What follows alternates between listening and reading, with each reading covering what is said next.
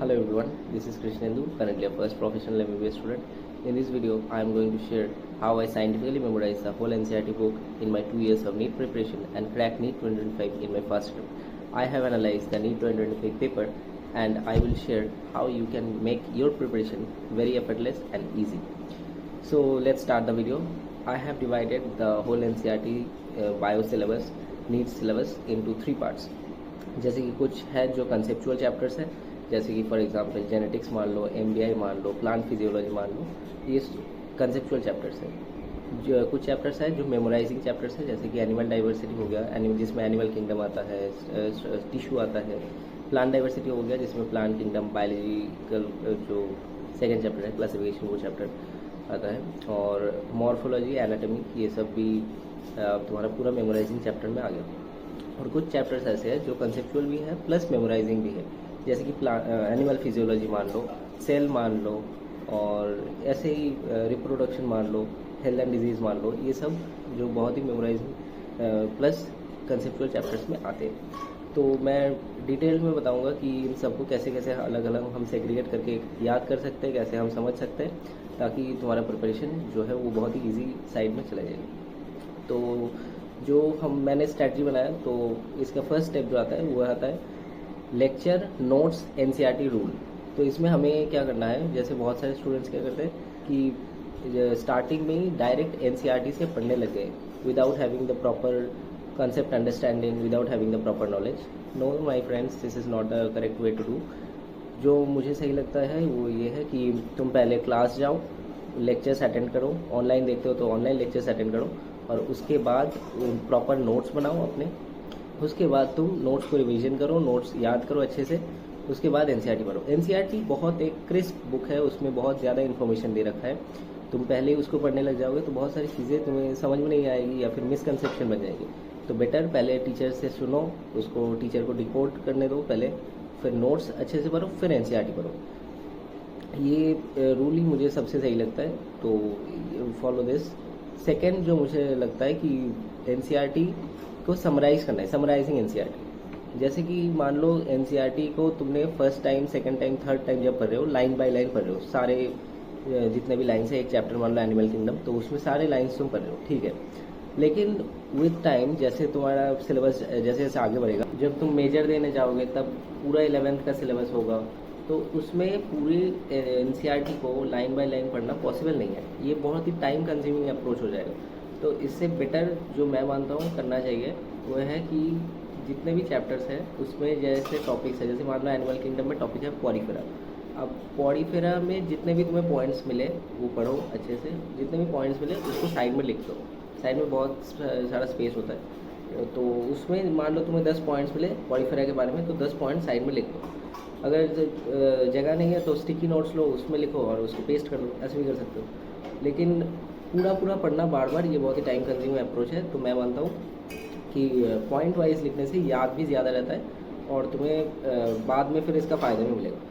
तो ये जो मैंने कंसेप्चुअल चैप्टर्स है और मेमोराइजिंग सबके लिए कर सकते हो, लेकिन मेमोराइजिंग के लिए मतलब ऑफकोर्स करना उसके लिए बहुत इंपॉर्टेंट होगा ये, क्योंकि पॉइंट वाइज से याद बहुत अच्छे से रहता है। दूसरी चीज़, एक और काम क्या कर सकते हो, एक्टिव रिकॉलिंग प्रोसेस, जो मैंने भी बताया कि एनसीईआर कर सकते हो या फिर बायोहैक। मैं जब एलन कोटा में था तो मैंने एनसीईआर किया था। तो एनसीईआर कोई भी कर सकता है, बाहर से कहीं भी मिल जाता है बुक।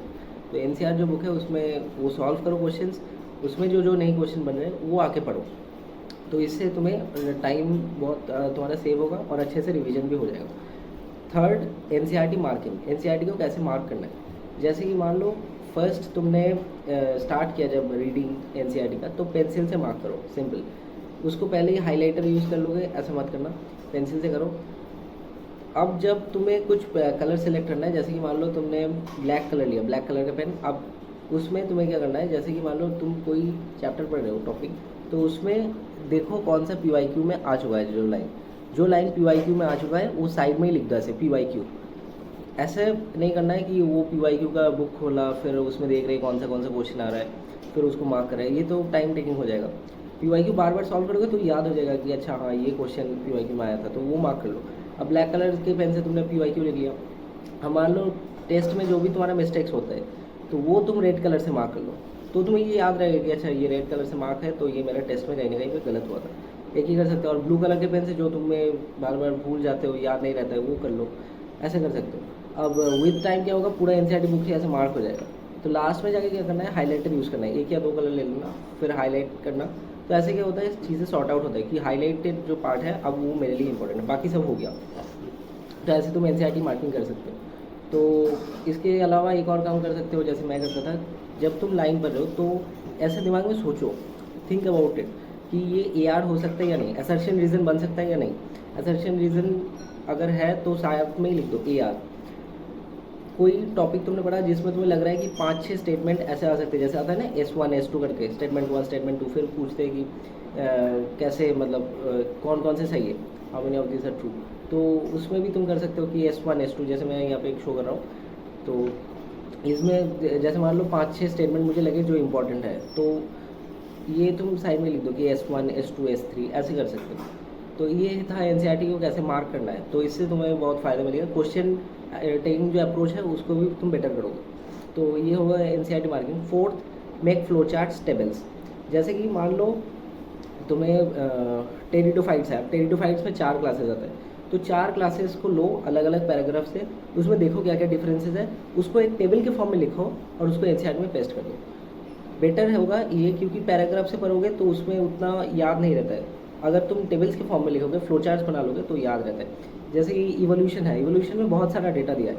अब इवोल्यूशन के जितने भी डेटाज है वो तुम एक जगह पे लिखो अपने एनसीईआरटी में, और मतलब सारे एक जगह जितने भी है डाटा वो एक जगह पे लिखो और पेस्ट कर दो।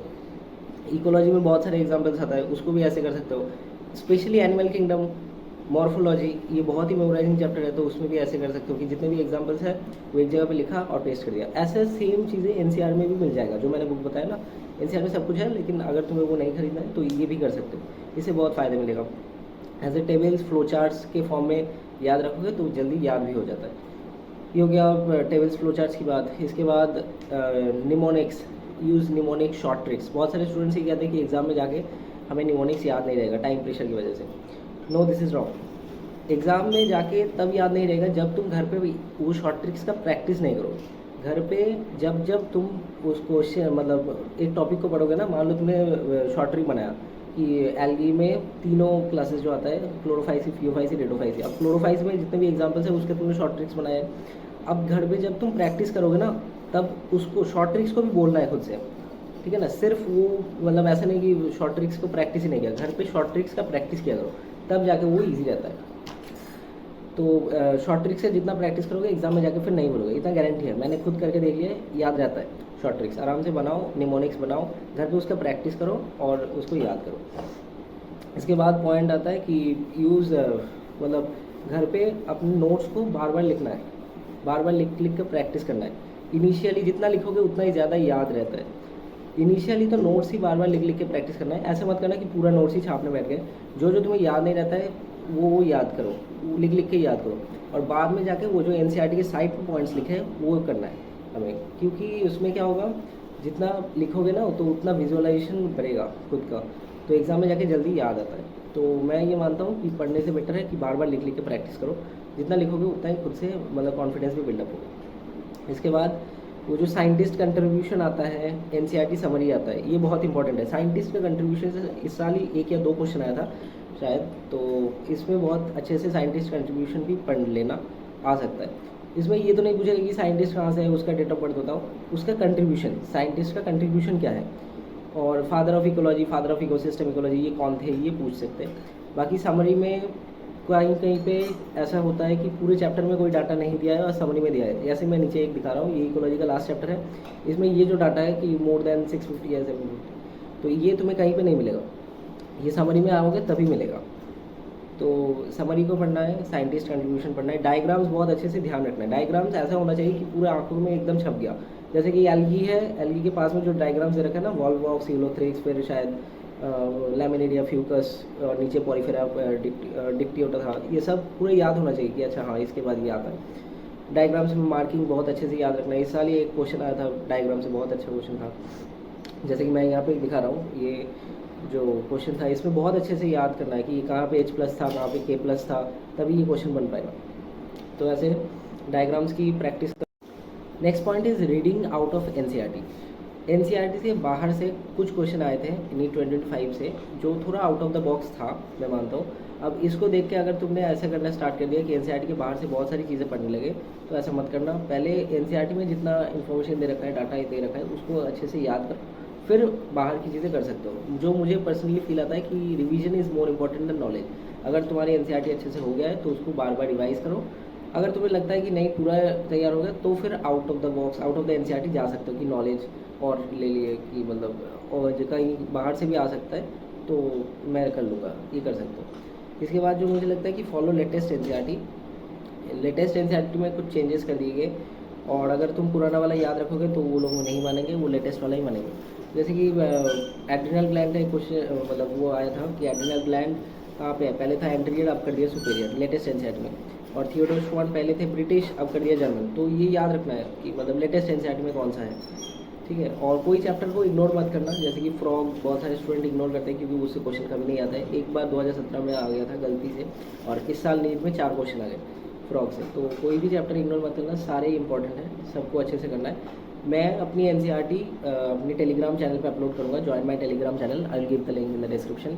उसमें एनसीईआरटी में कैसे क्या मार्क कर रखा है, कैसे साइड में पॉइंट वाइज दे रखा है, कैसे चार्ट्स टेबल्स बना रखा है मैंने, तो उसको तुम पढ़ोगे तो उससे तुम्हें फ़ायदा मिलेगा। और एनसीईआरटी को अच्छे से पढ़ना। और एनाटॉमी एक चैप्टर है जिसमें एनसीईआरटी के साथ साथ, मतलब उसमें तो एनसीईआरटी में बहुत ज़्यादा इन्फॉर्मेशन दे रखा है, इसलिए मैंने अलग से उसका नोट्स बनाया था। तो शॉर्ट नोट्स ही है, 8-10 पेज के, तो उसको पढ़ लोगे तो पूरा एनसीईआरटी कवर अप हो जाएगा। वो बहुत ही अच्छे से फ्लो चार्ट्स के फॉर्म में बना रखा है, तो वो भी मैं अपलोड करूँगा अपने टेलीग्राम चैनल पे। तो यही था आज का वीडियो, इसको फॉलो करो अच्छे से, ठीक है। See you in the next video, thanks for watching.